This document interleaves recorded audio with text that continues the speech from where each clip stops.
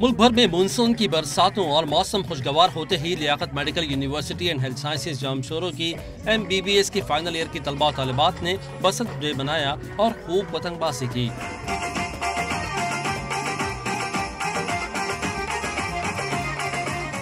हवा न चलने से पतंग उड़ाना चैलेंज बन गया।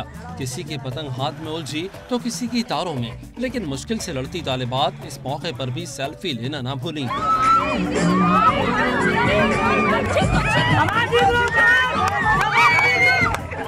रस्सा कशी के मुकाबलों में भी तलबा ने खूब जोर आजमाया।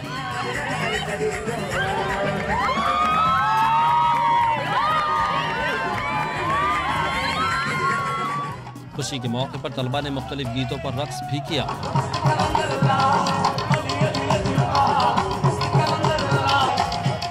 हल्ला गुल्ला करने के बाद तलबा और तालिबात ने हलवा पूरी, चना चाट और दीगर चटखारेदार पकवानों पर खूब हाथ साफ किए।